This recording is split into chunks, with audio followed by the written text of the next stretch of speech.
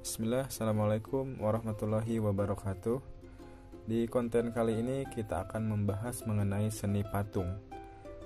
Dalam Kamus Besar Bahasa Indonesia atau KBBI, patung merupakan tiruan bentuk orang, hewan, atau sebagainya yang dibuat dengan dipahat dari batu ataupun dari kayu. Sementara seni patung adalah karya seni rupa yang diciptakan dengan membentuk bahan bervolume yang dapat berupa tanah liat, kayu, batu, logam, dan bahan lainnya dengan cara subtraktif, yang berarti mengurangi bahan seperti dipotong, dipahat, dicukil, ataupun dengan cara aditif, yang berarti menambahkan bahan seperti mengecor dan mencetak. Sedangkan menurut Mike Susanto, seni patung adalah hasil karya seni 3 dimensi yang dibuat dengan cara mengurangi bahan atau membuat modelnya terlebih dahulu dengan teknik cetak ataupun cor. Nah, sekarang kita bahas mengenai fungsi patung. Fungsi patung yang pertama adalah sebagai monumen. Yang kedua, patung sebagai dekorasi. Ketiga, patung sebagai kerajinan. Keempat, patung sebagai arsitektur. Kelima, patung sebagai seni atau fine art.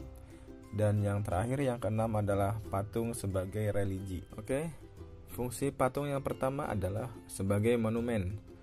Fungsi patung dibuat sebagai monumen, biasanya untuk mengenang jasa tokoh atau kelompok tertentu, misalnya mengenang tokoh yang berjasa ataupun pahlawan di suatu negara dan memperingati momen bersejarah. Yang kedua adalah fungsi patung sebagai dekorasi. Fungsi patung sebagai dekorasi atau hiasan bertujuan untuk memberi kesan keindahan di dalam sebuah ruangan dan di dalam lingkungan eksterior atau di luar ruangan. Fungsi yang ketiga adalah patung sebagai kerajinan. Nah, di sini selanjutnya patung itu sebagai kerajinan. Patung dirancang untuk memenuhi kebutuhan pasar dan menghasilkan nilai jual untuk berbagai kebutuhan yang secara umum itu tidak spesifik sebenarnya. Fungsi patung yang keempat adalah sebagai arsitektur.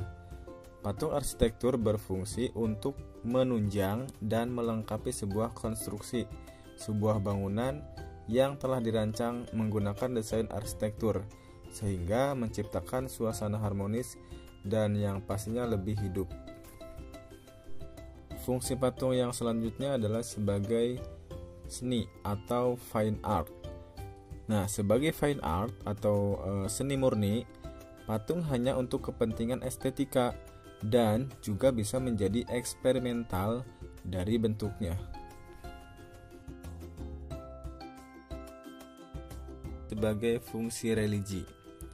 Nah, patung religi digunakan beberapa agama untuk memenuhi unsur kepercayaan dan makna yang religius, serta digunakan juga sebagai sarana untuk beribadah.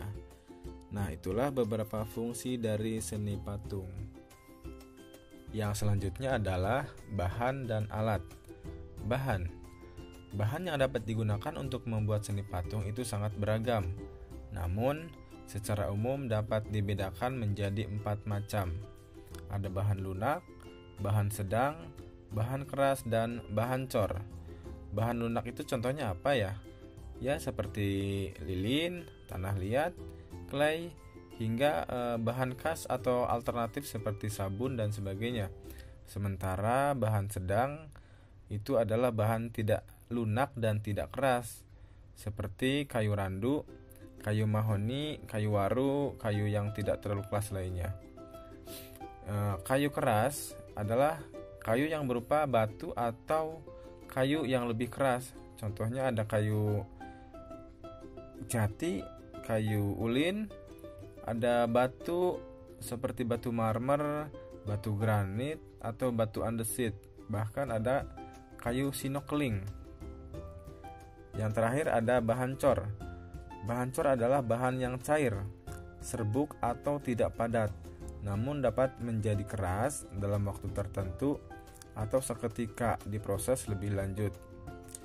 Bahan cor itu seperti semen, pasir, gips, logam, emas, timah, bahkan ada bahan kimia seperti resin, fiber, dan lain-lain. Yang selanjutnya adalah alat. Peralatan yang dipergunakan untuk membuat patung itu sangat bergantung pada bahan dan teknik yang akan digunakan. Alat-alat yang biasa digunakan pada patung seperti pahat, butsir, sudip, alat las, meja putar, tang, palu kayu ataupun besi, dan roskam. Selanjutnya adalah teknik pembuatan patung. Di sini ada 6 teknik. Yang pertama ada teknik pahat, kedua teknik butsir, ketiga teknik konstruksi, 4 teknik las, 5 teknik cor, dan yang terakhir keenam adalah teknik cetak. Kita bahas teknik yang pertama, yaitu teknik pahat.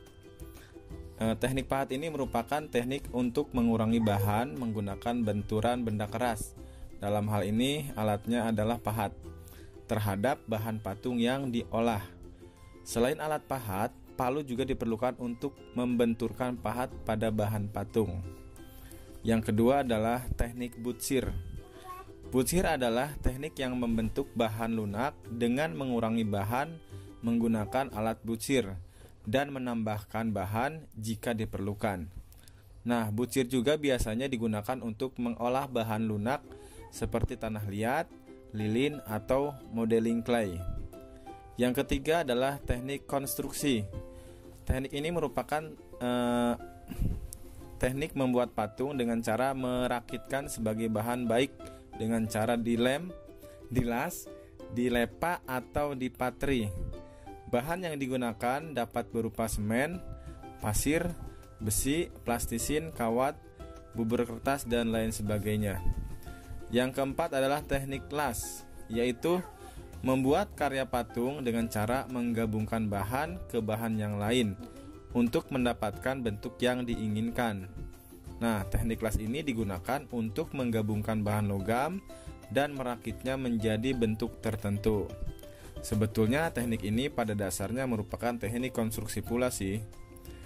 Yang kelima, teknik cor.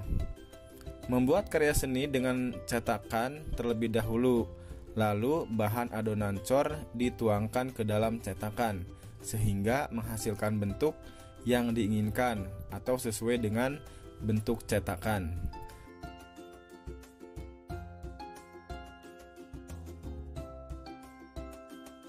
Yang terakhir adalah teknik cetak. Seperti teknik cor, cetakan dibuat terlebih dahulu, namun bahan tidak harus dicor atau dituangkan. Bahan lunak atau sedang dapat langsung dijepit menggunakan teknik bevel yang memiliki dua sisi sistematis seperti kerang.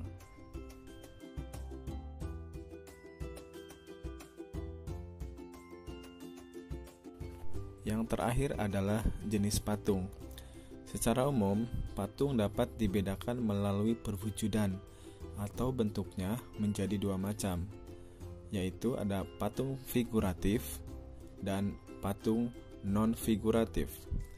Yang pertama, patung figuratif atau realis atau juga representatif. Berarti patung yang ini merupakan tiruan dari bentuk alam seperti manusia, binatang, dan tumbuhan. Dapat dikatakan patung ini nyata dan dalam perwujudannya tidak hanya abstrak atau mengawang-awang. Contohnya ada patung pahlawan, patung macan, dan lain sebagainya. Yang kedua adalah patung non-figuratif, imajinatif, atau non-representatif. Nah, ini adalah patung yang tidak meniru alam, terlepas dari wujud-wujud tiruan yang ada di alam. Patung ini perwujudannya tidak nyata dan bersifat abstrak, seperti patung abstrak geometris, patung berupa bentuk silindir runcing sebagai simbol bambu runcing, dan lain sebagainya.